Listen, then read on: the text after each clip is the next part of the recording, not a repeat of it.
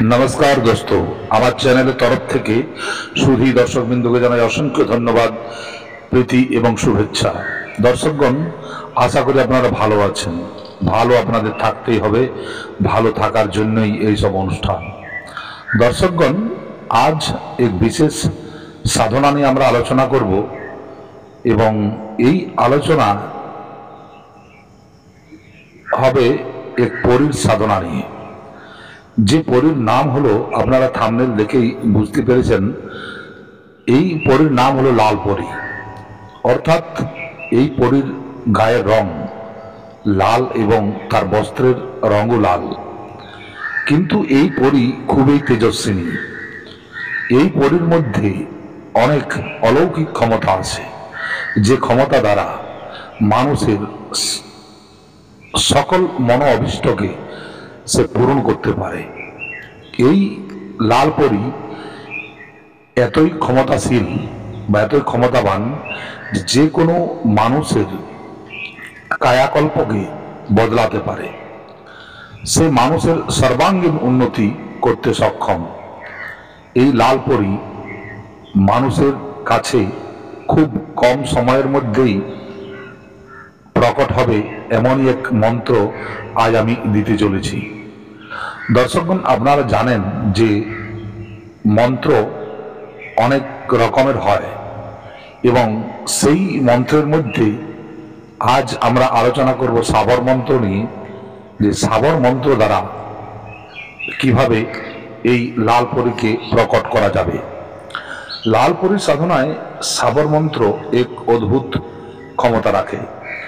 সাবর মন্ত্র স্বয়ং ভগবান ভোলেনাথের মুখ থেকে নিঃসৃত এবং এই সাবর মন্ত্র মানুষের, এই কলিযুগের মানুষের পক্ষে খুবই উপকারী, কারণ কম সময়ের মধ্যে শীঘ্র ফলদায়ী হলো সাবর মন্ত্র।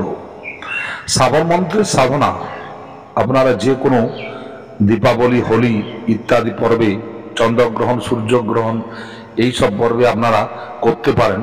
এবং এই সাবর মন্ত্রকে সিদ্ধ করতে হলে আপনারা সাবর সুমেরু মন্ত্রকে একবার অতি অবশ্যই সিদ্ধ করে নেবেন। যে কোনো বিশেষ পর্বে এই মন্ত্রকে 1008 বার পাঠ করলেই এই মন্ত্র সিদ্ধ হয়ে যায়। সাবর সুমেরু মন্ত্রটি হলো এই রকম: গুরু শট গুরু শট গুরু হে বীর, গুরু সাহাব সুমরৌ বড়ি ভান্ত, সিঙ্গি টরৌ বন কহো মন নাও করদার, সকল গুরু কা হর ভজে ঘট্টা পকর উঠ জাগ চিত সম্ভার শ্রী পরমহংস। এটি হলো সাবর সুমেরু মন্ত্র। এবং এই সাবর সুমেরু মন্ত্রকে 21 বার না বলা পর্যন্ত কোনো সাবর মন্ত্র কাজ করবে না। তাই যখন এই লাল পরীর মন্ত্র আপনারা সাধনা করবেন, তখন আপনারা এই সাবর সুমেরু মন্ত্রটিকে 21 বার, প্রতিদিন 21 বার জপ করার পূর্বে অতি অবশ্যই বলবেন, কারণ এটি হলো এই সাধনার ধুরি। দর্শকগণ, এই সাধনার জন্য আপনাকে দরকার কি কি জিনিসের দরকার সেটি আমি বলে দিই। সর্বপ্রথম লাল পরীর একটি আপনার ইচ্ছা অনুসার ফটো এবং লাল রঙের বস্ত্র বিছানোর জন্য, এবং সাধক লাল রঙের আসনে বসবেন এবং লাল রঙের কাপড়ই পরিধান করবেন। একটি লাল হকিকের মালা চাই এবং সেটি প্রাণ প্রতিষ্ঠিত হতে হবে। এরপর আপনার চাই আপনার গুরু মন্ত্র জপের জন্য রুদ্রাক্ষের মালা এবং দুটি চাই সম্মোহন গুটিকা এবং একটি রক্ষামালা। এই জিনিসগুলি আপনার এই সাধনার জন্য দরকার। এই সাধনায় কোনো রকম যন্ত্রের দরকার নেই। দর্শকগণ, সর্বপ্রথম আপনারা যে কোনো শুক্রবার থেকে এই সাধনা শুরু করতে পারেন। এই সাধনা শুরু করতে হলে আপনাকে সন্ধ্যার সময়, অর্থাৎ যখন সূর্য ডুবে যাবে তারপর এই সাধনা আপনি শুরু করতে পারেন। এই সাধনা এছাড়াও আপনি রাত 10টার পর শুরু করতে পারেন। এই দুটোই সময়, এই দুটি সময়ের মধ্যে আপনার এই সাধনাকে কমপ্লিট করতে পারেন। দর্শকগণ, এই সাধনার জন্য আপনাকে সর্বপ্রথম স্নান থেকে নিবৃত্ত হয়ে আপনি আপনার একান্ত কামরাতে, অর্থাৎ যে কামরাতে বেশি কোনো লোকজন আসা যাওয়া করে না, সেই রকম কামরাতে আপনি একটি সুন্দর জায়গা বেছে নিয়ে এই সাধনা শুরু করবেন। সর্বপ্রথম একটি কাঠের চৌকি বিছিয়ে একটি লাল কাপড় বিছিয়ে দেবেন এবং পরীর একটি সুন্দর চিত্র আপনি সামনে রাখবেন। ওই চিত্রটিকে গোলাপের ফুল দিয়ে ভালোভাবে সাজিয়ে নেবেন। সাজানোর পর ওই পরীর চিত্রের ডান দিকে আপনার গুরুদেবের ফটো এবং ভগবান ভোলেনাথের ফটো অতি অবশ্যই রাখবেন। এবং যে গুটিকার কথা বলেছি ওই গুটিকাগুলি একটি প্লেটের উপর সামনে রাখবেন এবং যে মালাটি বলেছি সেই মালাটিও একটি প্লেটে ওই পরীর বাঁ দিকে রাখবেন। এবং একটি চামেলির তেলের প্রদীপ, এই সাধনায় চামেলির তেলের প্রদীপের দরকার হয়, কারণ এই সুগন্ধির তেল এই সাধনার একটি বিশেষ অঙ্গ। এছাড়া লোবানের ধুনি, লোবানের ধূপ দরকার। লোবানের ধূপ আপনারা ইজিলি পেয়ে যাবেন বাজার থেকে। এই লোবানের ধূপ এই সাধনায় দরকার, কারণ লোবান যে কোনো জিনিসকে আকৃষ্ট করতে খুবই সহায়ক। যে কোনো পুজোতে আপনারা ইস্তেমাল করতে পারেন লোবান কিংবা গুগল, এই দুটি জিনিস খুবই উপকারী। যে কোনো সাধনা বা পূজার ক্ষেত্রে তার সফলতার জন্য এই জিনিসটি খুবই উপকারী। দর্শকগণ, এই লাল পরী দেখতে খুবই কামুক এবং খুবই সুন্দর। তার সৌন্দর্যতা এতই উৎকৃষ্ট মানের যে আপনারা দেখে আচম্বিত হয়ে যাবেন। কিন্তু এই সাধনায় আপনার মনকে সংযম রেখেই এই সাধনা করতে হবে। পরিসাধনাতেও আপনাকে পূর্ণ ব্রহ্মচর্য পালন করতে হবে। কোনো মানুষের প্রতি ঈর্ষা, ঘৃণা, গালিগালাজ ইত্যাদি করবেন না। কোনো আমিষ ভোজন করবেন না, অর্থাৎ সাত্ত্বিক ভোজন করবেন, ভূমি সায়ন করবেন এবং কোনো মানুষের সাথে বেশি কথা বলবেন না, মোবাইল ফোন ইস্তেমাল করবেন না, কারণ এই সব ক্ষেত্রে এইগুলো খুবই ব্যবধান ডেকে আনে। কারণ আপনি যখন কোনো জিনিস দেখবেন তখন ওই পরী এমন চাল চালবে যে আপনার পুরো সাধনাকে ভঙ্গ করে দেবে। কিন্তু এই সাধনা যখন আপনি করবেন, আপনাদের সতর্কতার জন্য সর্বপ্রথম কি করবেন, একটি সুরক্ষা চক্র অর্থাৎ সুরক্ষা ঘেরা আপনারা অঙ্কন করবেন।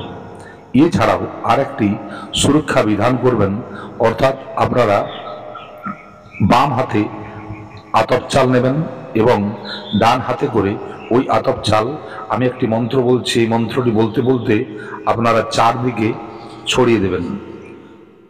মন্ত্রটি হলো, আপনারা ভালো করে শুনবেন এবং এই মন্ত্রটি বলবেন, ওম অপসর্পন্তু এ ভূতা ভূমি সংস্থিতা এ ভূতা বিঘ্ন কর্তারস্তে নশ্যন্ত শিবজ্ঞয়া অপসর্পন্তু ভূতানি পিশাচ সর্বতো দিশম সর্বেশাম বিরোধেন পূজাকর্ম সমারম্ভে।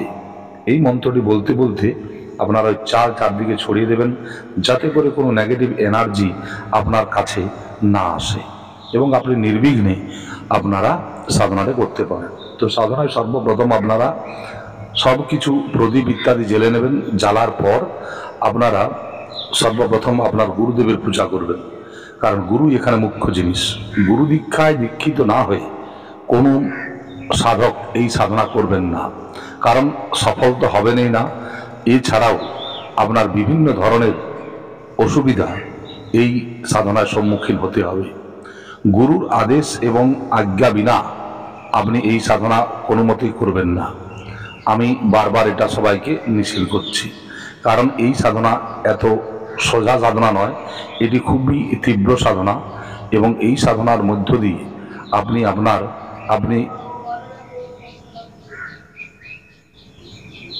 এক সাধক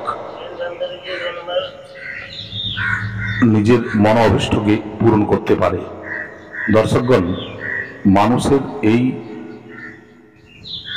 মনের যত সকল ইচ্ছা আছে, অর্থাৎ যেমন অর্থ, ধন সম্পত্তি ইত্যাদি, যেসব মানুষের মানসিক ইচ্ছা, এই ইচ্ছাগুলো পূরণ করতে গেলে মানুষকে কিছু না কিছু সাধনা করতেই হবে। তাই আপনারা যখন এই সাধনার জন্য মন স্থির করবেন, তখন একটা কথাই জানবেন যে আপনাকে কঠোরভাবে এই সাধনাটি করতে হবে, তবেই এই সাধনায় সিদ্ধি লাভ সম্ভব। এবং এই সাধনা যত বেশি দিন করবেন, অর্থাৎ এই সাধনাটি আপনি যদি 11 দিনের করেন, এতে কিছু অনুভব আপনার হবেই। এবং যদি প্রকট নাও হন, তবুও আপনাকে দ্বিতীয়বার প্রচেষ্টা করতে হবে। একটু লম্বা সাধনা, যেমন 21 দিন কি 41 দিনের সাধনা যদি করা যায়, তো অতি অবশ্যই যে কোনো শক্তি প্রকট হতে বাধ্য হয়। কারণ সব জিনিসেরই, সব মন্ত্রের একটা নির্দিষ্ট ফ্রিকোয়েন্সি আছে। এই ফ্রিকোয়েন্সি দ্বারাই এই জগৎ পরিচালিত হয়, এবং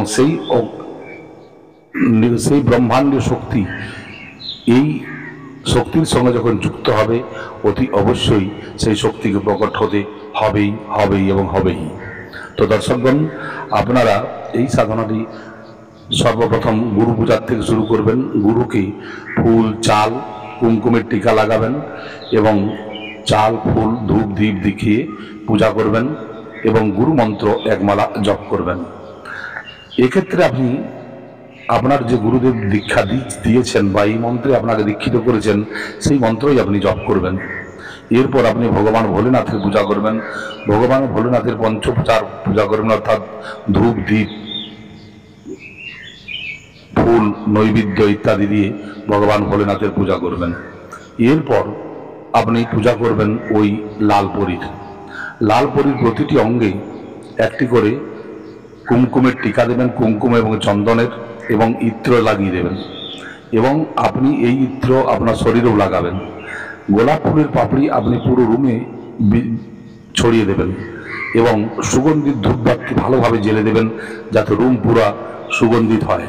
কারণ এইসব অপ্সরারা দেবলোকে থাকে এবং এরা এইসব সুগন্ধিত জিনিসকে বেশি ভালোবাসে। তাই আপনারা এই সুগন্ধিত দ্রব্যের ব্যবহার করবেন এবং আপনারা এই লাল পরীর পূজা করবেন। সর্বপ্রথম লাল পরীকে আপনারা একটি কুমকুমের টিকা দেবেন এবং কেশর এতে মিশ্রিত করবেন। মিশ্রিত করে আপনারা প্রতিটি অঙ্গে একটি একটি টিকা দেবেন এবং গোলাপের পুষ্প ছুঁয়ে দেবেন এবং ইত্রকে আপনারা ওই লাল পরীর প্রতিটি অঙ্গে লাগিয়ে দেবেন, যে ছবিটি দেখেছেন সেই ছবিটির সামনে। এবং লাল পরীর পুজো করার পর তাকে ভোগ, নৈবেদ্য আদি নিবেদন করবেন। নিবেদন করার পর আমি যে মন্ত্রটি বলছি, এই মন্ত্রটি আপনারা লাল হকিকের মালাতে জপ করবেন।